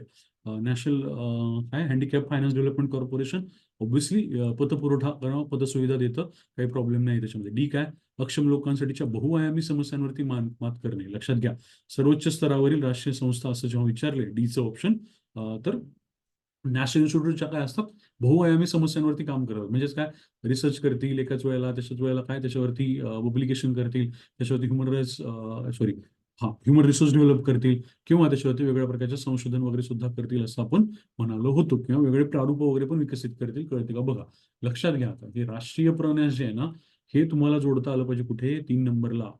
ते जर जोडता आलं तर मग काय फार त्याचं टेन्शन राहत नाही. बाकी तर हे सोपं आहे, रिहॅबिलिटेशन आणि रिहॅबिलिटेशन हा शब्द पकडणं. पण मग काय बेसिक काय, तुम्ही राष्ट्रीय प्रन्यास मात्र कशाशी जोडलं पाहिजे, अक्षम व्यक्तींना सशक्त करण्याबद्दल जोडलं पाहिजे. अखिल भारतीय क्रीडा परिषद, हे आपल्या पहिल्याच पानावरती इथं उजव्या कोपऱ्यामध्ये एक फोटो आहे, लोगो दिलाय या संस्थेचा, त्याच्या खाली इयर दिलेला आहे. PYQ आलाय म्हणून आपण ते पाठ करणार आहोत. त्याच्यानंतर अक्षम विद्यार्थ्यांसाठी एकात्मिक शिक्षणाला इक्वल ऑपॉर्च्युनिटीज वाल्या कायद्याने काय केलं, स्थान दिलं होतं. आपण एकात्मिक शिक्षणाबद्दल त्याच्यामध्ये पण बोललो होतो. त्याच्यानंतर हे कायद्यांचे तुम्हाला नावं दिलेत, ते काय एकमेकांना जोडायला सांगितलेत. इथं मुंबई येथील दिव्यांगांसाठी समान संधी मिळण्यासाठी राष्ट्रीय संस्थेने dash dash memorial award fund निर्माण केला. ND दिवाण वगैरे लक्षात घ्या. अपेक्षित नाहीये की तुम्हाला हे माहित असेल वगैरे. माहित असतं तर बरं झालं, तुम्ही सर्च करायचं तर सर्च करू शकता. पण मला असं वाटतं की या गोष्टी, अशा गोष्टी अनालिसिस करत बसायला नाही पाहिजे. ज्या रिपीटेडली येतात त्यांचा आपण गेस मारू शकतो. जे कोर एरिया असतात त्याच्यावरती आपण गेस मारू शकतो. लक्षात ठेवा, हे असे रॅन्डम काहीतरी पर्सनॅलिटी वाईज अवॉर्ड वगैरे आपण नाही करू शकत. त्याच्यानंतर दिव्यांग व्यक्तीच्या हक्काला भारताने केव्हा मान्यता दिली, 2007 मध्येच मान्यता दिली. लक्षात ठेवा. आता लक्षात येते का बघा, याच्यावरती ऑलरेडी एक प्रश्न येऊन गेला होता की भारत काय होता, शेवटच्या सदस्यांमध्ये होता साईन करणारा. मग आता या परीक्षेसाठी त्यांनी काय केलं, PYQच विचारलं ना. ही मध्येच कुठली तरी परीक्षा आहे. या परीक्षेसाठी त्यांनी PYQच विचारलं, एवढं कळायला पाहिजे. त्याच्यानंतर कोणती अपंग कल्याणाच्या साठी कार्य करत नाही, WHO, ILO, युनेस्को, आठवते का बघा. आपण काय म्हणलं, CBR ची कन्सेप्ट विचारली होती त्यांनी, CBR टेक्सासची कम्युनिटी बेस्ड रिहॅबिलिटेशनची. आता कम्युनिटी बेस्ड रिहॅबिलिटेशन मध्येच आपण असं म्हणलं होतं की कम्युनिटी बेस्ड रिहॅबिलिटेशन मध्ये काय WHO, ILO, युनेस्को आणि युनिसेफ काम करतात. आता इथे युनिसेफ दिलेली नाहीये, ही IASSW दिलेली आहे. आता हे शोधत बसायचं का, अजिबात शोधत बसायचं नाही. ऑड मॅन आउट मिळाला, उत्तर मिळालं, फार त्याच्यामध्ये डोकं लावायचं नाही. हे सगळं जर करत बसला असं प्रत्येक गोष्ट, ह्याचं सगळं माहिती काढून लिहित बसलो वगैरे आपण, त्याच्यामध्ये खूप वेळ जाईल. एवढं अपेक्षित नाही. लक्षात ठेवा, 1721 केले, त्याच्यामुळं हे चुकीचंच आहे. बहुत्व, बोलणे, तसेच भाषा, 3 रक्त हा बघा, हे 3 रक्त विकृती वगैरे विचारलं ना, म्हणजेच काय ब्लड डिसऑर्डर्स असं पण म्हणलंय. आता लक्षात घ्या, हे बीचं जे स्टेटमेंट आहे ना, ते तुम्हाला माहित असलं पाहिजे. काय, डॉर्फिझम ठीक आहे, स्पीच ॲज वेल एज लँग्वेज डिसॅबिलिटी ठीक आहे, 3 ब्लड डिसऑर्डर्स, इथं एखाद्याला शंका येऊ शकते. ठीक आहे ना, की हे बरोबर आहे की नाही. मग म्हणून म्हणलं होतं की ब्लड डिसऑर्डर जिथं दिसत आहेत ना, तिथं काय करा, स्माइली काढलं होतं ना, तर तिथं टिक करा म्हणलं होतं. स्माइली का काढलं होतं, याच प्रश्नासाठी. आपण ते ब्लड डिसऑर्डर्स वगैरे सुद्धा त्याच्या वेळेस ध्यानात घेतल्या होत्या, त्या तुम्हाला विचारलेल्या आहेत. अपंग मुलांसाठी एकात्मिक शिक्षण योजना 74ची आहे, 75 इयर दिले, त्याच्यामुळे कॅन्सल झालं असणार. दिव्यांगजन सशक्तीकरण योजना दृष्टीसाठी डोळेडून. त्याच्यानंतर बघा, लोकोमोटार कोलकाता, लोको कोलकाता, इकडे दिव्यांगजन सशक्तीकरण दृष्टी म्हणलं, डेहराडून. त्याच्यानंतर काय, अलियावर जंग आंतरराष्ट्रीय, सॉरी, अलियावर जंग अपंगांसाठीच्या राष्ट्रीय संस्थेची प्रादेशिक केंद्र विचारली. कळते का बघा, प्रादेशिक केंद्र विचारलेली आहेत. आणि असल्या प्रश्नांमध्ये तुम्ही कसल्याही प्रकारचं काय लावू शकत नाही, लॉजिक डेव्हलप करू शकत नाही. हे तुम्हाला माहिती असलं पाहिजे होतं. किंवा किती जरी म्हणलं तुम्ही काहीतरी वेगळा विचार करायचा, तर ते शेवटी काय होऊन जातं, कुठेतरी येऊन अडकतं. लक्षात ठेवा, म्हणजे 50% वरती येऊन अडके. लक्षात घ्या. कोलकाता म्हणलेला आहे, नोएडा म्हणलेला आहे, त्याच्यानंतर सिकंदराबाद म्हणलंय, आणि जालना म्हणले, जालना. ठीक आहे, जालना नाही. बऱ्याच जणांनी त्यावेळेला ते जालना वाचलं होतं, आणि जालना वाचलं म्हणून काय त्यांना वाटलं बी मध्ये तर असूच शकत नाही.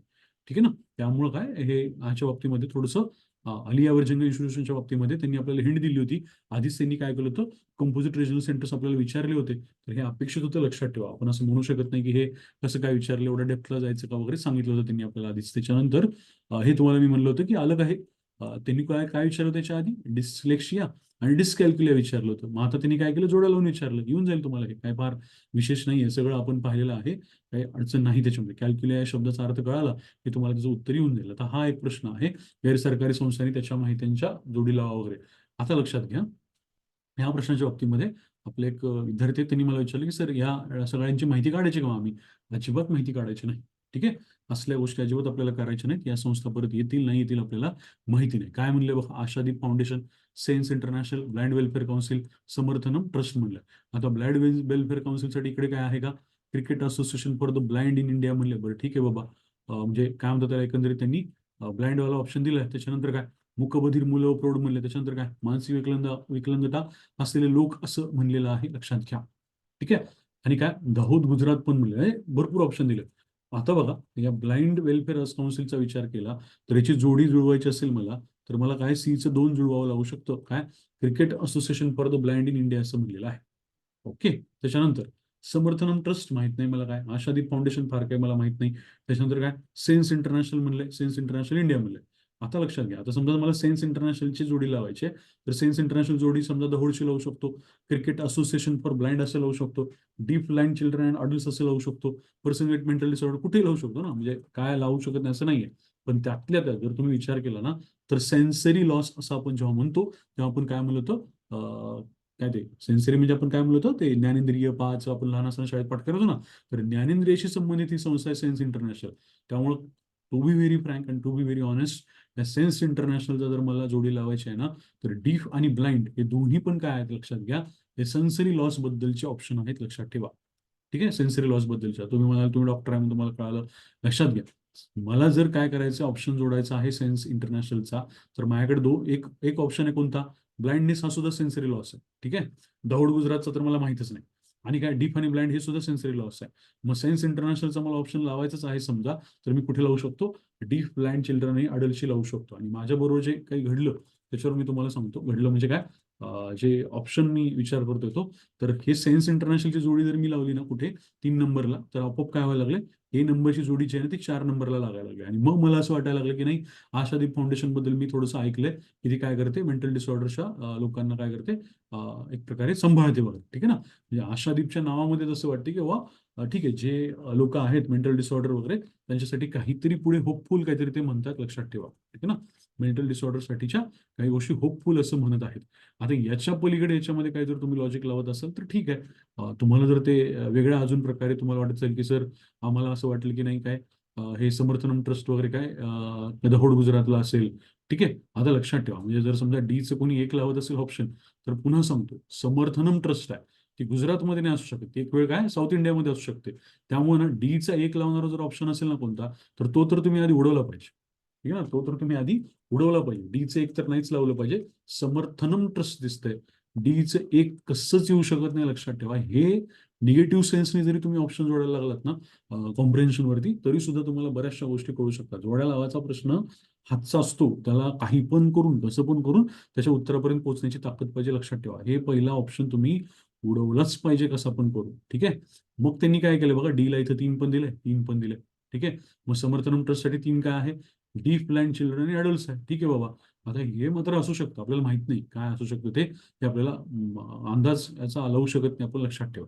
ठीक आहे, हे हे बरोबर असू शकतं, डीचं 3 हे सुद्धा असू शकतं, हे लक्षात ठेवा. बळबळ त्याला एक्सक्लूड करू शकत नाही. पण मी कन्फर्म हे सांगू शकतो की डीचं एक मात्र येत नाही, त्यामुळे पर्याय क्रमांक 3 मात्र उडू शकतो. मग सेन्स इंटरनॅशनल मला समजा लावायचंय, तर सेन्स इंटरनॅशनल लावताना मला काय लक्षात येतं की हा ठीक आहे, डीप आणि ब्लाइंड चिल्ड्रनला मी लावू शकतो नक्कीच सेन्स इंटरनॅशनल. पण मी बी जे आहे ना ते मी 4ला नाही लावणार. बी जे आहे ना ते मी 4ला नाही लावणार. बघा इथं परत एकदा, हे बी 4ला लावलेला ऑप्शन पुन्हा तोच आहे कोणता, हा 3 नंबरचाच ऑप्शन आहे. तो पण काय होतं आपला इथंच कटतो, म्हणजे 3 नंबरचा ऑप्शन असाही कटतोच आहे. मग काय राहतं तुमच्याकडे, 3 प्रोबॅबिलिटीज राहतात, मग 3 पैकी एक तुम्हाला उत्तर बरोबर आणायचं असतं, लक्षात ठेवा. आता कुणी आशादीप या शब्दाचा अर्थ कसा घेतं काय घेतं त्याच्यावर ते, मेंटल डिसऑर्डर म्हणल्यानंतर त्या गोष्टीचा तुम्ही अंदाज लावू शकता, लक्षात ठेवा. ओके, मेंटल डिसऑर्डर म्हणल्यानंतर ते आशादीप फाउंडेशन म्हणजे थोडंसं वाटू शकतं असं की हा ठीक आहे. आणि सायन्स इंटरनॅशनलचं काय म्हणतो आपण, डीप फ्लाइंग ब्लाइंड. मी जर फक्त ब्लाइंड घेतलं तरी चालेल, पण तरी सुद्धा सेन्सरी लॉस म्हणल्यानंतर डीप आणि ब्लाइंड हे दोन्ही गोष्टी यायला पाहिजेत, हे आपल्याला कळायला पाहिजे. आणि काय बघा, सेन्स इंटरनॅशनल इंडिया असं म्हणलंय, डीप ब्लाइंड चिल्ड्रन आणि अडल्ट्स म्हणले, लक्षात ठेवा. ऑल इन्क्लुझिव्ह म्हणले याच्यामध्ये, म्हणजे काय मुलांमधलं काय किंवा काय ते अडल्ट मधलं काय, जो काही डीप आणि ब्लाइंडनेसचा इश्यू आहे त्याच्याबद्दल बोलत आहेत. हे ऑल इन्क्लुझिव्ह वाटतंय, बीचं 3 तुम्ही जोडायला हरकत नाही, लक्षात ठेवा. ओके, बाकी मग आता कसं काय हे लावायचं काय सांगता येत नाही. समजा मला असं वाटलं की नाही आशादीप फाउंडेशन मग काय गुजरातची असू शकते, मग एक तर ऑप्शन नाहीच आहे आशादीपसाठी. ठीक आहे ना, आशादीपसाठी तर काय एक हा ऑप्शनच नाहीये. या अँगलने सुद्धा तुम्हाला विचार करावा लागतो, लक्षात ठेवा. म्हणजे एक एक एक एक एक्सक्लूड करत ना, किंवा एखादं एखादं ऍड करत जाणं. बाकी मग तुम्ही काय करा, या शब्दांवरती जरा थोडंसं आणखी डेलिब्रेट करा. या शब्दांना अजून कुठल्या प्रकारे तुम्हाला जोडता येतं का ते पण बघा. आणि जर काय वाटलं की सर मी अशा पद्धतीने जोडू शकतो, तर ते पण शेअर करा. म्हणजे तुम्ही कदाचित वेगळा अजून विचार केला असू शकतो, लक्षात ठेवा. ठीक आहे ना, म्हणजे या समर्थनमला cricket association for blind in India याला जोडायचं असेल समजा मला, तर तुम्ही काय वेगळा विचार केला असेल तर ते पण आपण काय विचार करू शकतो, किंवा तुम्ही केला असेल तर सांगा. त्याच्यानंतर विकलांग मुलांच्या शिक्षण व प्रशिक्षणासाठी भारतात खालीलपैकी कोणत्या प्रमुख कार्यक्रमांचा समावेश आहे. आता बघा, शिक्षण आणि प्रशिक्षणासाठी म्हणले, एज्युकेशन आणि ट्रेनिंगसाठी म्हणलेलं आहे. दवाखान्यात बिछाण्याच्या बाजूला शिकवणे, दवाखान्यात शालेय वर्ग, विकलांग मुलांसाठी विशेष निवासी शाळा, त्याच्यानंतर काय, विकलांग मुलांसाठी विशेष दिवस शाळा. आता ऑप्शन जे आहेत ते दोन तर आहेतच, कोणते ना कोणते दोन तर घ्यायचेच आहेत. सी आणि डी मध्ये इश्यूज वाटत नाही, लक्षात ठेवा. विकलांग मुलांसाठी विशेष काय म्हणते आपण, निवासी शाळा, हे सी आणि डी याच्यामध्ये काही अडचणच वाटत नाही. रेसिडेन्शियल स्कूल काय किंवा डे स्कूल काय, याच्यात काही इश्यू वाटत नाही. राहतं काय, bed side teaching in hospital आणि स्कूल युनिट्स इन हॉस्पिटल असं लक्षात राहा, म्हणजे राहतं, लक्षात ठेवा. आता दवाखान्यात शालेय वर्ग याच्यामध्ये पण काही अडचण वाटत नाही.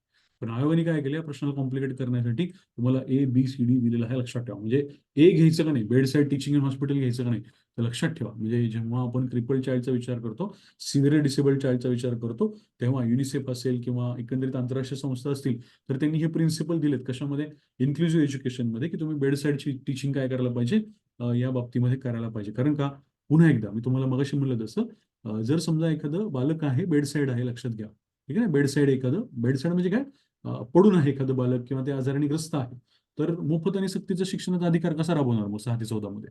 जर ते बालक हॉस्पिटलमध्ये पडून आहे तर म्हणणार का, नाही त्याला हॉस्पिटलमध्येच पडून राहू द्या, त्याला आम्ही काही शिकवत बसणार नाही, असं म्हणू शकत नाही, लक्षात ठेवा. अशा बऱ्याच वेळेला काय होतं, वेगवेगळ्या आजारांमध्ये बालकही काय असू शकतात, काय म्हणतात त्याला, वेगवेगळ्या आजाराने ग्रस्त असणारी बालकं बरीचशी दिवस ऍडमिट वगैरे म्हणा किंवा ते हॉस्पिटलच्या ह्याच्यामध्ये असू शकतात. मग तिथं शिक्षण द्यावं लागू शकतं, लक्षात ठेवा. का, कारण 6 ते 14 वयोगटातल्या बालकांना सक्तीचं शिक्षण देण्याची जबाबदारी सरकारवरती, आणि इतर काय, दिव्यांगाच्या बाबतीत तर काय 6 ते 18 वाली जबाबदारी आहे, लक्षात ठेवा. त्यामुळं मला असं वाटतं, म्हणजे मी जर हा प्रश्न सोडवणार आहे, तर एकतर काय, सेफ ऑप्शन असतो, जर मला काही कळत नाही तर एबीसीडी पहिलं तर, ठीक आहे. दुसरी गोष्ट काय, मला असं वाटतं की आरटीच्या फिलॉसॉफीचा विचार केला की काही जरी झालं तर सक्तीचं आणि मोफत शिक्षण, सक्तीचं आहे, लक्षात ठेवा. सक्तीचं म्हणजे काय, आपण जबरदस्ती करणार नाही कोणावरती, पण सक्तीचा याचा अर्थ हा होतो की कंपल्सरीली आपल्याला काय करायचं, त्यांना एज्युकेशन प्रोव्हाइड करायचंय, त्यासाठी हव्या त्या गोष्टी करायच्यात असं आपण म्हणलेलं आहे, लक्षात ठेवा. आपण चक्क काय कर्तव्य ऍड करतो पालकांवरती, गार्डियनवरती, ठीक आहे ना. 51A मध्ये आपण के मध्ये कर्तव्य ऍड करून टाकतो की बाबा तुम्हाला काय करायचंय, तुमचं काम आहे बालकाला काय सुविधा प्रोव्हाइड करून देणं. मग सरकारवरती पण जबाबदारी असेल ना, तर सरकारच्या जबाबदारीमध्ये मला नाही वाटत की तुम्ही ए आणि बी गाळलं पाहिजे, घेतलंच पाहिजे, लक्षात ठेवा. आरटी कायदा आहे तो, साधा सुद्धा कायदा नाही, तो कंपल्सरी एज्युकेशनवाला कायदा आहे. दिव्यांगजनाच्या हक्कांवर संयुक्त राष्ट्र परिषद 2006 राष्ट्रांवरती कोणते उत्तरदायित्व टाकते, अ ब क, तर आपण बघितलेलंच आहे. आणि लक्षात घ्या, दिव्यांगजनांचे हक्क त्यांना मिळवून देण्यात मदत करणं, लक्षात ठेवा. आता अ ब क कशासाठी आहे, ठीक आहे ना, तर ते अ ब क याच्यासाठीच आहे की आपल्याला दिव्यांगजनांचे हक्क मिळवून देण्यामध्ये त्यांना मदत करायची आहे. त्यामुळं वगळण्यामध्ये काही पॉईंट नसतो, लक्षात ठेवा. हे कळालं पाहिजे की त्यांचा सेन्स जो आहे प्रश्न विचारण्याचा, तो कुठल्या अँगलनी आहे, लक्षात ठेवा. विचार, the important obligations of United Nations convention on the rights of person with disability, ठीक आहे ना. म्हणजे हे ऑब्लिगेशन असायला पाहिजे to help disabled person realise their rights. जर हे ऑब्लिगेशन नाही राहिलं डीचं, तर मग ए बी सी ला काय अर्थ आहे, लक्षात ठेवा. म्हणजे डीचं ऑब्लिगेशन असलंच पाहिजे, त्यासाठीच तो करार आहे. 83 ते 92 काय म्हणतात तर दशक विचारले रिसेंट परीक्षेमध्ये, लक्षात ठेवा. पहिल्यांदा जर प्रश्न बघितला डिस्कशन मधला, तिथं मात्र इयर चुकीचं दिलं होतं, आता मात्र इयर, आता त्यांनी इयर म्हणजे दशक बरोबर दिलं. त्याचा अर्थ काय, आयोग रॅशनलाइज करत असतं, लक्षात ठेवा. आयोग काय करतं, पुढच्या प्रश्नांमध्ये त्यांचे जे काही उत्तर चुकलेत आधी, ठीक आहे, तर ती प्रश्नांची उत्तरं ती करेक्ट करत जाऊ शकतं. त्यामुळे आपण पण काय करायला पाहिजे, आयोगाचं आधीच उत्तर जरी चुकलं असलं तरी काय, आपल्याकडे जर कॉन्क्रीट डेटा असेल, निश्चित काहीतरी आपल्याकडे काय ऑब्जेक्शन पाठवायला सुद्धा डेटा असेल, तर तुम्ही जे काही नवीन आपण अपडेट पाहिले असतात त्याच्यानुसार पाठांतर करणं गरजेचं असतं. 41 नंबर कलम विचारले, हे ऑलरेडी एका प्रश्नामध्ये विचारलं होतं, त्याच्यामुळे काही फार विशेष नाही. पांढरं पिवळं आणि निळं कार्ड विचारले, लक्षात ठेवा. पांढरं पिवळं आणि निळं कार्डच्या बाबतीमध्ये आपण म्हणलं की तुम्ही कलर कोडिंग जर लावली, काय, पांढरं पिवळं आणि नारंगी, सॉरी, हा पांढरं पिवळं आणि नारंगी कार्ड, त्याच्यानंतर पांढरा पिवळा आणि लाल कलर, याची जरी तुम्ही कलर कोडिंग लावली, तर तसंच तुम्ही पांढरा पिवळा आणि निळा कलर असं जर लावलं, तर तुमच्या लक्षात येईल की काय, त्याच्यावरूनच प्रश्न सुटायला पाहिजे. मग पांढरा कशाशी येईल, तर 40 पर्यंत येईल. नंतर येलो कार्ड कशाचं येईल, तर 40 ते 80 वाला येईल. आणि ब्ल्यू कार्ड कशाचं येईल, मग 80च्या पेक्षा येईल जास्त, लक्षात ठेवा. ब्ल्यू कार्ड 80 पेक्षा जास्त जाईल, लक्षात घ्या. त्याच्यानंतर खालीलपैकी अवधानाची वैशिष्ट्ये कोणते म्हणले. आता मराठीमध्ये प्रश्न सोडवण्याला सांगतो, तुम्हाला अवधान म्हणून काहीच कळणार नाही, त्यामुळे कृपया करून असे प्रश्न इंग्लिशमध्ये सोडवा. Which of the following are the characteristic of attention, असं म्हणलंय. मग ए वाचलं, attention process is continuous while sleeping also, म्हणजे काय, झोपल्यानंतर पण आपण अटेन्शन मध्ये असतो किंवा अटेन्शनची प्रक्रिया चालू असते. आता असू पण शकतं, नसू पण शकतं, म्हणजे मला वाटतं की नसू शकतं, पण काय, काय माहिती ना थिओरिटिकली काय आहे ना, कळते का बघा. म्हणजे मी काय म्हणतोय, attention process is continue while sleeping also. एखादा म्हणेल कसं शक्य आहे सर, झोपल्यानंतर अटेन्शन, माहित नाही आपल्याला, ते थिओरिटिकल गोष्ट आहे ना. अटेन्शन नेमकं कशाला म्हणायचं हेच माहिती नाही आपल्याला, एवढं तरी आपण म्हणू शकतो. म्हणजे अंदाज नाही लावू शकत की थेरॉटिकली कुठलं वाक्य बरोबर असेल. Attention focuses on a single thing at a time. हे मात्र म्हणजे अरे अटेन्शन असं आपण म्हणतो ना, किंवा एखाद्या गोष्टीमध्ये आपण जेव्हा मेसेज टाकतो अटेन्शन म्हणून, तर इकडे लक्ष द्या. इकडे लक्ष द्या म्हणजे काय, इकडेच लक्ष द्या असं म्हणायचं असतं ना.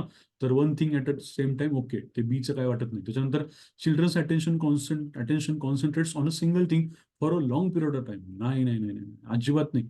चिल्ड्रन्स अटेन्शन कॉन्सन्ट्रेट्स ऑन, तुम्हीच तेवढा वेळ टिकत नाही. म्हणजे तुमचीच जेव्हा लेक्चर घेतो आपण, तेव्हा तुम्हीच टिकत नाही. चिल्ड्रनचं कुठे घेऊन बसलाय तुम्ही? तर अडल्ट आहे सगळे. 18-21 वर्षाच्या पुढे गेले तुम्ही, सगळे काय म्हणतात त्याला, आपले पावटे लोक आहात. तर कसं शक्य ना? सी नाही, सी नाही, नाही. सी कसंच येऊ शकत नाही, लक्षात ठेवा. सी नाही येऊ शकत. ठीक आहे. त्यानंतर interest is a dormant attention. ठीक आहे, काहीतरी मोठं मोठं बोलतात, काय कळून गेले. Highly intelligent children have good attention. ठीक आहे, म्हणजे माहित नाही म्हणजे आता हे काय हायली इंटेलिजंट चिल्ड्रन. ठीक आहे, बघा. लक्षात घ्या आता. Children's attention concentrates on a single thing for a long period of time. हे सी उडवलं ना, सी उडवलं ना, लक्षात येते का बघा. आयोगाने तुम्हाला काय प्रश्न करून दिलाय, किंवा मला काय वाटतं की आयोगाची सायकोलॉजी इथं प्रश्न विचारण्याची काय आहे. ज्याला कोणाला हे सी कळालं ना, की children's attention concentrates on a single thing for a long period of time, ज्याला कोणाला हे सी कळालं, त्यासाठी हे असं झालं की इथं सी आहे, इथं सी आहे आणि इथं सी आहे. सी ची लाईनच त्यांनी तुम्हाला करून दिली आहे की सी उडवा, म्हणजे मग तुम्हाला उत्तर येईल. आणि मग बघा, जर मी सी काय केलं, चुकीचं पकडलं, हे आहेच आहे चुकीचं ऍक्च्युली. सी जर मी चुकीचं पकडलं तर माझ्याकडे ऑप्शन काय राहतात, बी आणि डी राहतात. म्हणजे काय होतं, हे चुकीचं होतं. Attention process is continue while sleeping also, हे चुकीचं झालं. येस, हे आता पटतं मला, आता पटू शकतं. कारण का, मी काहीतरी ऑप्शन निवडला तर मला आता ते पटू शकतं. त्यानंतर काय, attention focus on a single thing at a time. Okay, हे बरोबर घ्यायचंय. सी तर चुकीचंच म्हणले आपण. आणि नंतर डी काय बघा, interest is a dormant attention म्हणलं. अभिरुची म्हणजे सुप्त होतं. मग आता आता मला याचा अर्थ समजून वगैरे घ्यायचा असेल तर ठीक आहे. Interest is a dormant attention म्हणजे काय, ज्या कुठल्या गोष्टीमध्ये काय म्हणतात त्याला, मला अभिरुची असते, तर तिथं काय होतं, आपोआपच माझं काय लागतं, अटेन्शन लागू शकतं. लक्षात ठेवा. तुम्हाला लेक्चरमध्ये अभिरुची आहे, ठीक आहे, इंटरेस्ट आहे, तुम्ही काय एका प्रकारे सुप्तपणे तुम्ही त्या याच्यामध्ये गोष्टीमध्ये अटेन्शनमध्ये राहू शकता, असं होऊ शकतो. तुम्हाला पीवायक्यू अनालिसिसमध्ये जर समजा इंटरेस्ट असेल, तर तुम्ही कदाचित काय सुप्तपणे किंवा डॉर्मंट राहून सुद्धा तुम्ही हे सहज काय लेक्चर करत असाल वगैरे वगैरे, असं काहीतरी अर्थ असेल, असू शकतं ना. ठीक आहे ना. त्यानंतर काय, highly intelligent children have good attention. हे चुकीचं येईल का मग आता आपल्या अनुसार? येस, बी आणि डी बरोबर आहे, ई चुकीचं येते ना. Yes, highly intelligent children have good attention. लक्षात ठेवा. उलट म्हणजे मला असं वाटतं की हायली इंटेलिजंट चिल्ड्रन जे आहेत ना, त्यांचा अटेन्शन स्पॅन मे बी थोडा कमी असतो असं वाटतं. ठीक आहे ना. कारण इंटेलिजंट लोकांचं कसं असतं ना, की एक थोडासा इगोइस्टिक अप्रोच असतो. इगोइस्टिक अप्रोच असतो की बाबा, मी जे विचार करतो ते बरोबर आहे, किंवा मला काय म्हणतात त्याला, थोडंसं डिसऑर्गनाइज राहायला आवडतं. तुम्ही जर बघितलं की जे हुशार हुशार लोक असतात ना, ती थोडीशी काही गोष्टींच्या बाबतीमध्ये वेंधळी असतात. ते फार अति हुशार असतील ना, तर ती थोडीशी वेंधळी पण असतात त्यांच्या गोष्टींच्या बाबतीमध्ये. आणि काही लोक असतात ते खूप जास्त ऑर्गनाइज असतात, म्हणजे एकदम सगळं कट करतात. तर ते अटेन्शन स्पॅन आणि इंटेलिजन्स यांचा संबंध जोडणं तसं जरा चुकीचंच वाटतं. त्याच्यामुळे ई चुकीचं वाटू शकतं. लक्षात ठेवा. जर तुम्ही ईला सहज वाक्य म्हणून घेतलं तर ते काय वाटतं, मग बरोबर वाटतं.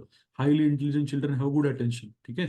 आपण स्वतःबद्दल असा विचार करत बसू शकतो की अरे, माझं तेवढं अटेन्शन तेवढं चांगलं नाही, कारण का मी इंटेलिजंट नाही. लक्षात ठेवा, तुमच्या आयक्यूचा, तुमच्या बुद्धिमत्तेचा आणि तुमचा अटेन्शनचा, इंटेलिजन्स म्हणजे काय, बुद्धिमत्ता आपण पाहिलं होतं, आणि तुमच्या अटेन्शनचा काही एक संबंध नाही.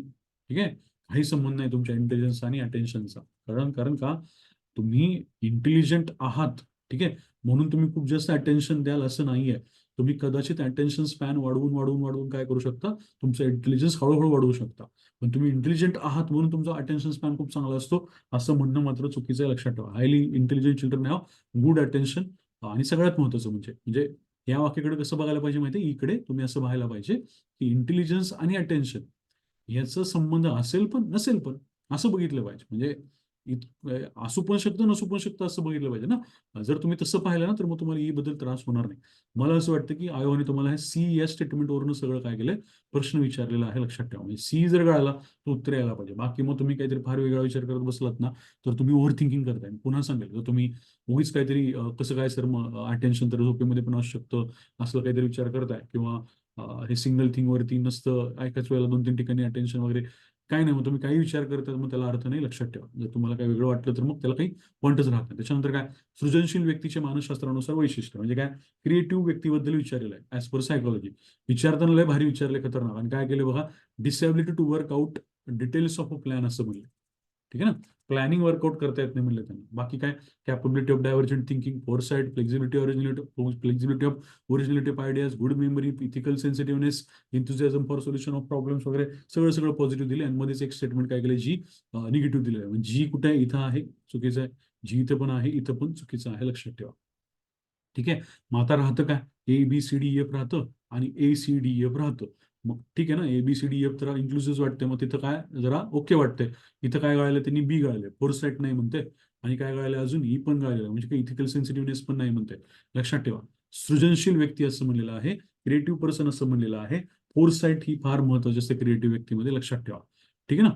म्हणजे ई बद्दल एखादा डाऊट घेत बसेल ते ठीक आहे, किंवा खरंच इथिकली सेन्सिटिव्ह असतात का क्रिएटिव्ह पर्सन वगैरे, असं काही सांगता येत नाही वगैरे, लक्षात ठेवा. फोरसाईट मात्र महत्वाची असते, म्हणजेच काय, दूरदृष्टी. क्रिएटिव्ह पर्सन मध्ये ती दूरदृष्टी असते, लक्षात ठेवा. त्याच्यातूनच त्यांचं जे काही क्रिएशन असतात ते पुढे येत असतात, लक्षात घेतलं पाहिजे. असं तुम्ही क्रिएटिव्ह पर्सन, जेवढे काही क्रिएटिव्ह लोक आहेत, ठीक आहे, तुमच्या आयुष्यात, किंवा तुम्ही इव्हन सेलिब्रिटी वगैरे बघितले असतील, तर त्यांना फोरसाईट चांगली असते, लक्षात ठेवा. त्याच्यानंतर हा प्रश्न मला आपल्या एका विद्यार्थ्यांनी त्यांनी विचारला मला, की सर हे दोन्ही एकाच वेळेला बरोबर वाटत नाहीत, कसं शक्य नाही असं वाटतंय. लक्षात घ्या, तुम्ही मराठीमध्ये जर वाचलं ना, की उच्च बौद्धिक क्षमता असलेल्या मुलांना देखील अपवादात्मक बालके म्हणतात, तर हे नाही ओके वाटत. म्हणजे मराठीत वाचलं तर ते ओके नाही वाटत. ज्या बालकांच्या गरजा समाजातील बहुसंख्य मुलांपेक्षा खूप वेगळ्या आहेत, त्यांना देखील अपवादात्मक बालकं म्हणतात. हे पण नाही ओके वाटत जर तुम्ही मराठीमध्ये बघितलं तर. आता एवढं तरी कळू शकते, इथं सुद्धा काय वाटतंय, की एक आणि दोन ही स्टेटमेंट एकमेकांशी कोरिलेटेड वाटतात. कारण का, त्यांना देखील असा शब्द वापरला ना, तर एक आणि दोन एकमेकांशी जोडून आल्यासारखे तुम्हाला वाक्य दिसतात. त्याचा विचार तुम्ही करायला पाहिजे. आणि अशा वेळेला इंग्लिश कंपल्सरी वाचलं पाहिजे. Children with higher intellectual capacities are also called as exceptional children. आता असं वाचल्यानंतर मात्र ओके वाटतं इंग्लिशमध्ये. Children with higher intellectual capacities are also called as exceptional children. अरे अरे त्याचं म्हणजे काय म्हणतात त्याला, एक्सेप्शनल इंटेलिजन्स आहे यार तुझा, एक्सेप्शनल यार तो, म्हणजे असं तर आपणही म्हणतो, लक्षात ठेवा. काय फार फार ह्या एक नंबरच्या वाक्यामध्ये प्रॉब्लेम नाहीये. जर तुम्ही मराठीमध्ये वाचलं ना, तर अपवादात्मक बालके म्हणले की काय, काहीतरी आजारी असणारे, काहीतरी निगेटिव्ह हे असणारे, काहीतरी वेगळीच, असं काहीतरी अर्थ निघतो मराठीमध्ये वाचल्यानंतर.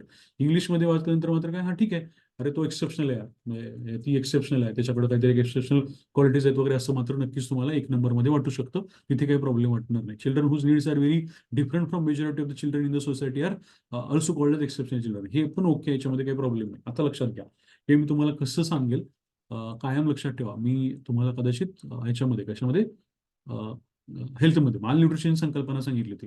जर ओव्हर न्यूट्रिशन आहे ना, ओबीज आहे, म्हणजे बीएमआय जास्त आहे खूप, ठीक आहे, तर त्या बीएमआय जास्त असणारे सुद्धा माल न्यूट्रिशन म्हणतो आपण.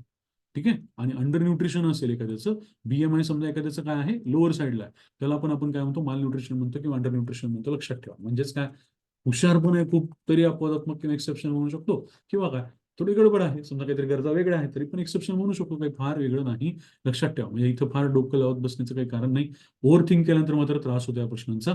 आणि नक्कीच काय चॅलेंजिंग आहे, म्हणजे प्रश्न काय असा फार लय पण सोपा आहे असं नाहीये, पण ते तेवढं कळालं पाहिजे. आता हा बघा, हा मात्र सोपा आहे बरं. तुमच्या वेगळे जर कोणाला वाटलं की सर असले प्रश्न काय वगैरे, काही नाहीये. अध्ययन क्षमतेचे प्रकार बुद्धीच्या 4 क्षेत्रांशी संबंधित असतात. Types of learning disabilities relate to 4 domains of intelligence म्हणले. ठीक आहे बाबा, 4 डोमेन असतात म्हणते. The 3 learning disabilities associated with these 4 areas of intelligence are. 3 learning disabilities associated with this 4 areas of, हा ठीक आहे. त्याच्यानंतर काय म्हणते बघा, लर्निंग डिसॅबिलिटीज बद्दल बोलतोय. इनपुट, मेमरी, आउटपुट असं म्हणलेलं आहे. आणि fourth related learning disability is असं म्हणलेलं आहे. आता लक्षात ठेवा, त्यांनी काय विचारलंय, learning disabilities related to 4 domains of intelligence असं म्हणलं. ठीक आहे ना, म्हणजे 4 काहीतरी इंटेलिजन्सचे डोमेन्स असतात, त्याच्याशी संबंधित त्यांनी काहीतरी तुम्हाला प्रश्न विचारले. आणि त्यातले 3 डोमेन दिलेत, कुठले कुठले, इनपुट, मेमरी आणि आउटपुट दिले. म्हणजे काय, कशाबद्दल बोलतात ते, आपल्या अध्ययन क्षमतेबद्दल बोलतात, बुद्धीबद्दल बोलतात. आपण म्हणूया ही बुद्धी, ठीक आहे, मेंदू. त्याच्यामध्ये काय म्हणतात ते, इनपुट आहे म्हणतात, आउटपुट आहे म्हणतात, ठीक आहे, मेमरी आहे म्हणतात. बरं ठीक आहे, मेमरी काय, इथं काहीतरी साठवणूक होत असेल ना तुमची, साठवणूक काय म्हणजे मेमरी. ओके, इनपुट, आउटपुट, साठवणूक. ठीक आहे. आता उरलेल्या याच्यामधल्या ऑप्शन मधला मला एक पर्याय निवडायचा. नन ऑफ दिस तर कधीच येत नाही, लक्षात ठेवा. नन ऑफ दिस तर उचलायचं नाही अशा प्रश्नांमध्ये. जेव्हा ते तुम्हाला काहीतरी स्पेसिफिक विचारतात ना, तेव्हा स्पेसिफिकच विचार करायचा. जर आता उरलेल्या 3 ऑप्शन मध्ये जर मी बघितला गटात न बसणारा, तर मला तर इंटिग्रेशन दिसतो. कारण का, साईट रिलेटेड अंडरस्टँडिंग काय आणि हिअरिंग रिलेटेड अंडरस्टँडिंग काय, या दोन्हीचा जर विचार केला तर मला वाटते काय, की हे दोन्ही एका बाजूने जाणार आहेत, हा मात्र वेगळा आहे. कारण जर मी समजा आता विचार करा, मी जर उत्तर मारलं साईट रिलेटेड अंडरस्टँडिंग, तर हिअरिंग रिलेटेड अंडरस्टँडिंग का नाही घ्यायचं मग. म्हणजे सरळ सरळ आहे ना. जर मला पर्याय क्रमांक 1 आणि 2 मध्ये निवडायचंय कुठलं पण एक, तर याचा अर्थ काय होतो, सरळ सरळ दुसऱ्या नंबरवरती अन्याय होतो. एक नंबर निवडला तर 2 नंबर का नाही घ्यायचा ना? साईट आणि हिअरिंग मध्ये का मी डिफरन्शिएट करायचं? कारण इथं मला असं काही इनपुटच मिळालेलं नाही या पूर्ण या प्रश्नामध्ये की मी साईट आणि हिअरिंग मध्ये डिफरन्शिएट करावं. ठीक आहे. मला तरी वाटतं की एक आणि दोन एका बाजूने जाणार आहेत आणि दुसरा हा जो आहे तिसरा पर्याय जो आहे इंटिग्रेशनकडे जाणारा, म्हणजे इंटिग्रेशन हा जो पर्याय तो बरोबर वाटतं. आता का बरं सांगतो पुन्हा एकदा. इनपुट, ठीक आहे, म्हणजे तुम्हाला कन्सेप्टच समजून घ्यायचे तर बघा, इनपुट आणि आउटपुट म्हणतो. इनपुट आणि आउटपुट म्हणतो आपण. आणि मध्ये काय म्हणलं, मेमरी म्हणलं. हे काय बुद्धीचे 3 डोमेन सांगितले त्यांनी. आता जर मी इंटिग्रेशन बरोबर पकडलं तर काय होतं बघा, इथं जे मला इंटिग्रेशन करायचं ना, काय ही माहिती मला येते, ठीक आहे, त्याला मी साठवतोय आणि ही काय होते बाहेर आउटपुट म्हणून मी टाकतोय. कोण? मी व्यक्ती म्हणून बुद्धी माझी अशी काम करते. आता ह्या बुद्धीला नुसतं साठवून चालतं का? त्या आलेल्या इनपुटला नाही, त्याच्यावर प्रोसेसिंग करायला लागेल ना. प्रोसेसिंग करायला लागेल. ह्या प्रोसेसिंग करण्यातून मी काहीतरी पुढे काय करेल, आउटपुट करेल. यालाच म्हणायचं इंटिग्रेशन. लक्षात घ्या. इंटिग्रेशन जे आहे माझ्यासाठी, ते जसं आपण कशामध्ये पाहिलं होतं, आपण त्या काय म्हणतो त्याला, पॉलिटी भाग 2 मध्ये मॉडेल पाहिलं होतं बघा. ठीक आहे ना. सिस्टम्स मॉडेल पाहिलं होतं. इनपुट, आउटपुट, ठीक आहे. त्यानंतर काय इथं साठवणूक किंवा मेमरी असं म्हणलं होतं आणि त्याच्यामध्येच काय प्रोसेस पण म्हणलं होतं. म्हणजेच काय, एक प्रकारे इंटिग्रेशन व्हायला पाहिजे. लक्षात ठेवा. आता मी अजून एकदा म्हणजे तुम्हाला त्याच्यातली कन्सेप्ट म्हणून पण सांगतो की आता ही माहिती म्हणून सांगतो. मला तुम्हाला पुढे कधी त्यांनी परत विचारलं तर, ही बुद्धी असते किंवा माणूस असतो समजा, हे आपण म्हणूया हा माणूस आहे आणि त्याचं हे ब्रेन आहे. ठीक आहे, नाही ब्रेन आहे. ठीक आहे. हे आहे इनपुट, हे आहे आउटपुट बाहेर पडणारं. आता इनपुट म्हणजे काय? तर इनपुट म्हणजे एखाद्या व्यक्तीसाठी जेव्हा लर्निंग डिसॅबिलिटीचा विचार करूया किंवा डिसॅबिलिटीचा विचार करूया, तेव्हा इनपुटमध्ये गडबड असणं म्हणजे काय? जर मला काय वाचता येत नाहीये तर माझ्या इनपुटमध्ये गडबड आहे. मला दिसत नाहीये, माझ्या इनपुटमध्ये गडबड आहे. मला ऐकण्याचा प्रॉब्लेम आहे, माझ्या इनपुटमध्ये गडबड आहे. लक्षात ठेवा. ठीक आहे. आउटपुटमध्ये गडबड असणं म्हणजे काय? मला नीट बोलता येत नाही, मी तर मग पप्प करतो, किंवा मला काहीतरी बोलण्याचा इश्यू आहे, माझे काय म्हणूया आपण स्पीचमध्ये काहीतरी प्रॉब्लेम आहे, माझ्या प्रेझेंटेशनमध्ये प्रॉब्लेम आहे, मला डिस्कॅल्क्युलिया आहे किंवा डिस्कॅल्क्युलिया म्हणण्यापेक्षा आपण म्हणूया काय ते अफिजिया वगैरे आहे. तर हे कशामध्ये येईल? आउटपुटमध्ये येईल. लक्षात ठेवा. मला भाषेची अक्षमता, तर ते आउटपुटमध्ये येईल. मेमरीचा इश्यू कोणता मग? मेमरीचा इश्यू म्हणजे काय? एक प्रकारे मला काय करता येत नाही मेमरीचा इश्यू मध्ये, मला ते लक्षात राहत नाही. ठीक आहे ना. म्हणजे मला साठवणुकीमध्ये इश्यू आहे, मला इथं माझ्या साठवणुकीमध्ये इश्यू आहे. त्याच्यामुळे मला इंटेलिजन्सला धक्का लागू शकतो. आणि लक्षात घ्या, मेमरी या शब्दावरती आपल्याला काय माहिती आहे? मेंटल रिटार्डेशनच्या डेफिनेशनमध्ये आपण पाहिलं होतं. ठीक आहे ना. इथं आपण मेमरी या शब्दाबद्दल धक्का लागणं वगैरे ह्या गोष्टी पाहिल्या होत्या. लक्षात घ्या. ठीक आहे. एवढं तर कळालं. इनपुट म्हणजे काय? तर मला जी माहिती मिळते त्याच्यामध्ये घेण्यामध्ये मला प्रॉब्लेम आहे. मला जर काय हिअरिंग प्रॉब्लेम आहे, मला जर व्हिज्युअल प्रॉब्लेम आहे, तर माझ्या इनपुटमध्ये प्रॉब्लेम. जर मला अफिजिया आहे, मला नीट एक्सप्रेस करता येत नाही, बोलता येत नाही, मी इथं मग करतो, तर माझ्या आउटपुटमध्ये प्रॉब्लेम आहे. मी जी माहिती घेतली आहे ती माहिती मला साठवता येत नाही, तर माझ्या मेमरीमध्ये प्रॉब्लेम आहे. राहतो काय प्रॉब्लेम? मग इंटिग्रेशन. इंटिग्रेशन म्हणजे काय? जी काही मला माहिती मिळाली त्याच्यावरती मला प्रोसेस करता येत नाही, इंटिग्रेट करता येत नाही, एकात्मिक करता येत नाही. म्हणजे काय? मला सांगितलं 6+10 कर, तर मला 16 हे इंटिग्रेशन करता येत नाही. म्हणजे माझ्या ब्रेनमध्ये ते प्रोसेसिंग करता येत नाही. कळते? मला जर सांगितलं काय की याच्यानंतर हे झालं, त्याच्यानंतर ते झालं, तुला डावीकडे जायचंय, नंतर उजवीकडे जायचंय, तिथून पुढे मग तुला काय करायचंय, परत पुढे सरळ जायचं वगैरे, असं जर मला सांगितलं तर मला रस्ता लक्षात राहत नाही. हा माझा इश्यू कशाचा आहे? एक प्रकारे इंटिग्रेशनचा. लक्षात ठेवा. म्हणजे मी तुम्हाला ढोबळ मानाने सांगतो तुम्हाला समजण्यासाठी. पण मग जर मला एकदम साध्या सुध्या लेवलवरती हा प्रश्न सोडवायचा आहे, तर इनपुट, मेमरी, आउटपुट म्हणले ना, इंटिग्रेशन हा शब्द यांच्या बरोबर गटात बसणारा. लक्षात ठेवा. कारण छोटे छोटे 3 शब्द आहेत, छोटा छोटा काय चौथा शब्द घेतला पाहिजे. ठीक आहे. साईट आणि हिअरिंग म्हणजे काय काय आहे बघा, याच्यामध्ये मी तुम्हाला सांगतो फंडे काय काय सोडवण्याचे. नन ऑफ दिस घ्यायचंच नाही, कारण तुम्ही इथं भरपूर प्रश्न बघाल की ज्याच्यामध्ये नन ऑफ दिस हे सहसा उत्तर नसतं. ठीक आहे. बऱ्याच वेळेला स्पेसिफिक काहीतरी उत्तर असतं. त्याच्यानंतर हे दोन्ही एकाच बाजूने जाणारे साईट आणि काय हिअरिंग गटात न बसणारा विचार केला तर मग इंटिग्रेशन राहतं. इंटिग्रेशन यांच्या 4 नंबरमध्ये टाकला आपण, 3च्या पुढे टाकला, तर तो मग इनपुट, मेमरी, आउटपुट आणि इंटिग्रेशन हा छोटे छोटे 4 शब्द बसतात का? बसतात. जर मी साईट रिलेटेड हिअरिंग टाकलं, सॉरी साईट रिलेटेड अंडरस्टँडिंग टाकलं 4 नंबरला, तर काय होतं? मग हिअरिंग रिलेटेड अंडरस्टँडिंग का नाही टाकलं हा प्रश्न निर्माण होतो. आणि दुसरी गोष्ट म्हणजे काय? इनपुट, मेमरी, आउटपुट आणि मध्येच काय साईट रिलेटेड अंडरस्टँडिंग, हे जरा गडबड आहे, बसत नाही. लक्षात ठेवा. कारण का? हे जनरलाइज टर्म आहेत, इनपुट, मेमरी आणि आउटपुट. आणि साईट रिलेटेड मात्र म्हणजे काय? एक प्रकारे डोळ्याबद्दलचा गोष्ट बोलतोय, म्हणजे काहीतरी स्पेसिफिक टर्म होऊन जाईल एक नंबरची. तसंच 2 नंबर बद्दल पण होईल. त्याच्यामुळे 1 नंबर 2 नंबर येणारच नाही. राहतं काय? फक्त इंटिग्रेशन. लक्षात ठेवा. हे मी सगळं एवढं तुम्हाला बडबड करण्याचं कारण, अशा प्रश्नांच्या बाबतीमध्ये अजिबात मागं हटायचं नाही.